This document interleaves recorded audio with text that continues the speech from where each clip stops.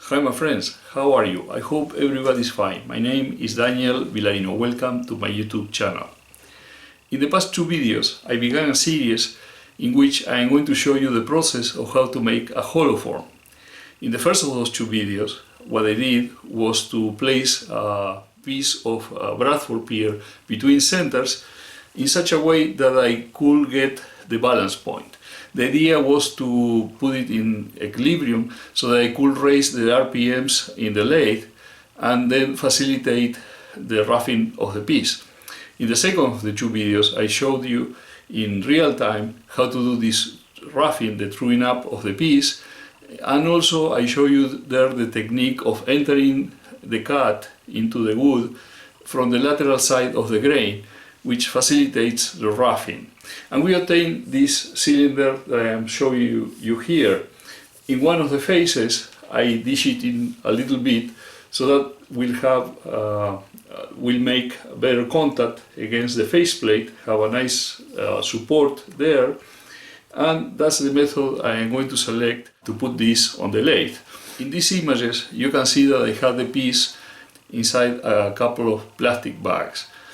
The reason for that is that in my house during the winter, because of the heating, the humidity is pretty low.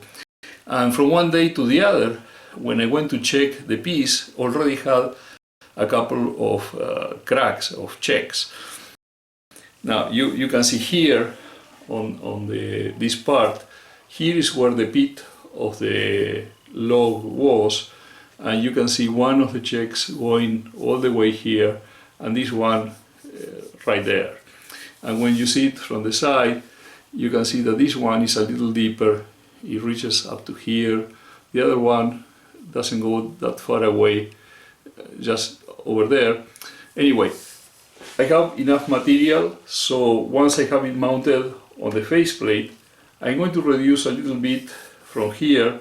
I don't need to reduce too much because the shape that I am going to select is wider on the base and thinner on the top, and because of that probably I'm going to be able to avoid these checks.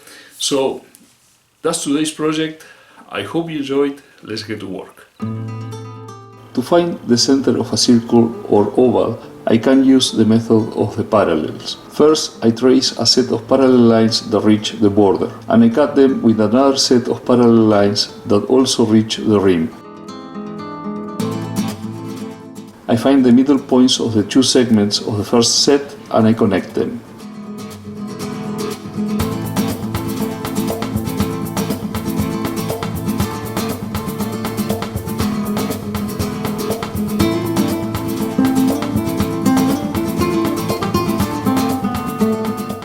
I find the middle points of the two segments of the second set and I connect them as well.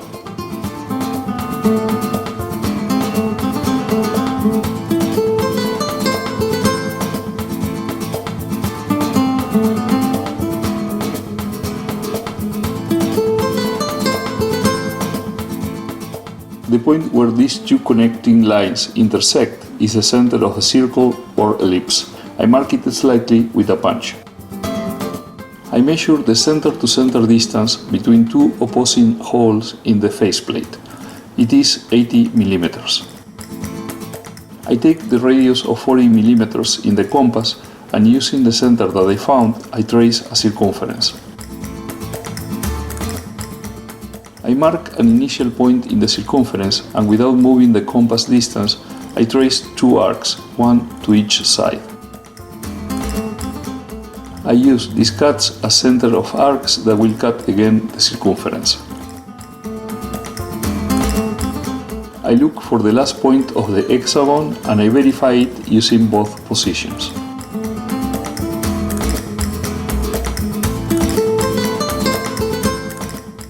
With the punch, I slightly mark each of the hexagon points. They will match the holes in the faceplate.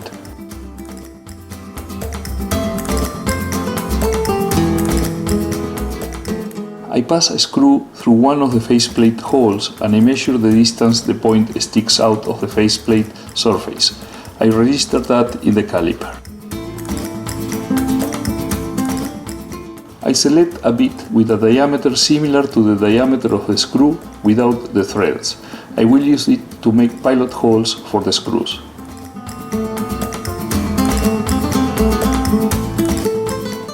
I make the pilot holes and later attach the blank to the faceplate using the screws.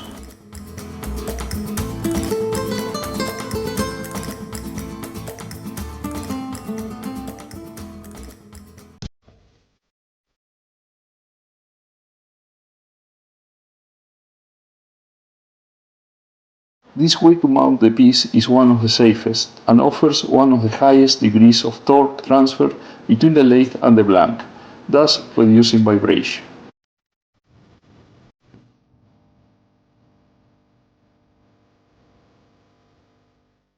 Held this way, we mount the blank on the lathe.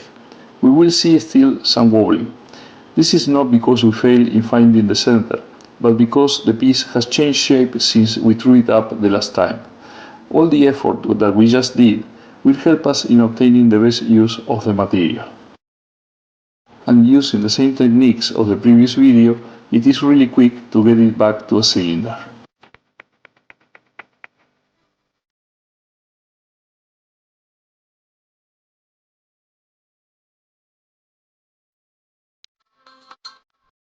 Do you remember the measure that we had kept in the caliper? It will be useful now to mark a zone where we do not want to enter with the gouge, since there we will find the screws.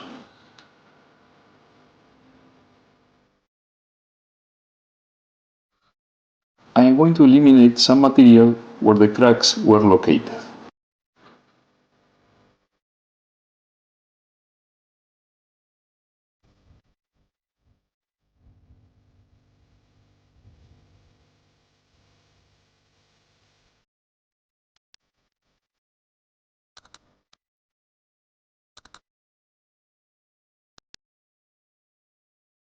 I am going to use push cuts to begin to establish the approximated external shape of the vessel.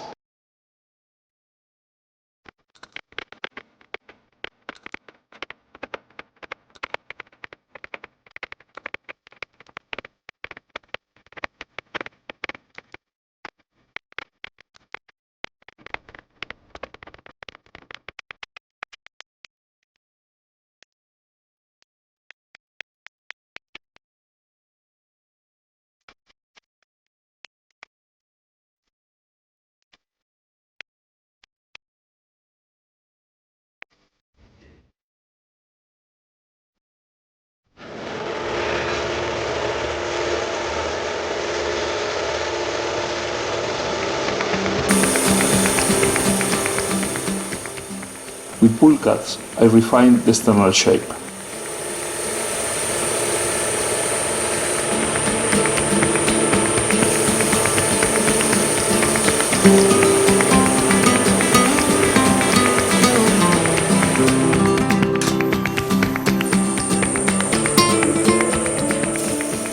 The external shape is really where we are going to let our imagination run.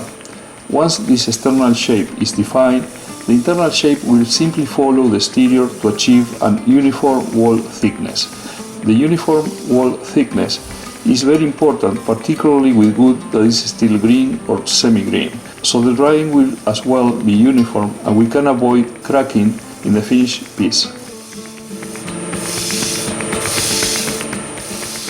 Although I will begin to insinuate the base shape, I do not want to remove yet too much material from there until I have not completed the hollowing.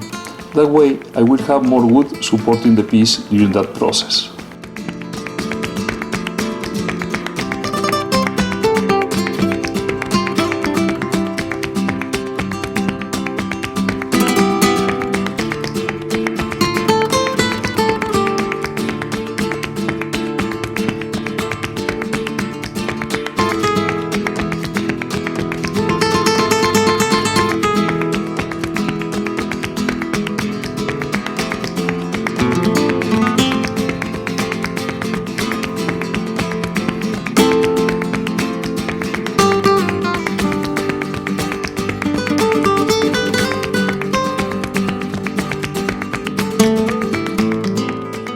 Here I'm using shear scraping to refine the shape. Look at the particular setting of the tool rest almost 90 degrees respect to the surface I am turning. This allows me to lower considerably the gouge handle and attack the fibers in a very close position, obtaining wisps of shavings.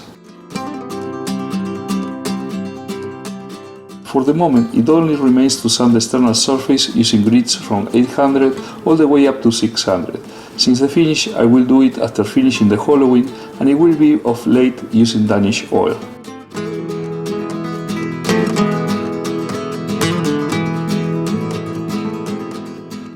Because my lathe can rotate in both directions, many times I switch from grit to grit the direction of rotation for the sanding.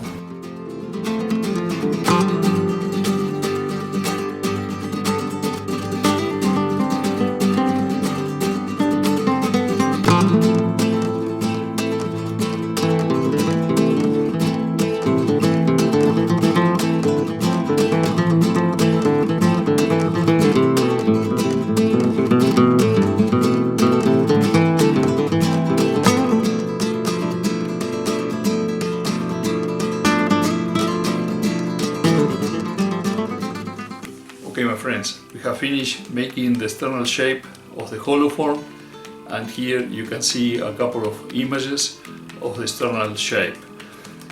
The external shape is really important because there is where we can let our imagination run and make decisions on design for the piece that we are working. Once we have that, the internal part is just to follow the external line and try to make the wall as even as possible, because that will allow the piece to dry evenly without producing cracks and checks. So now on the next video we are going to really have fun using Lyle's Jameson hollowing system, but that will be for the next video. Now, if you allow me, I would like to show you some pictures that have been sent by the subscribers of the channel. Claudio, from Bahía Blanca, province of Buenos Aires, Argentina, made this set of shovel and poker with anchico handles and a cedar support. Great job, Claudio. And José Luis, from Zamora, Spain, made this olive goblet and this box in elm with an olive inlay. Beautiful work, José Luis.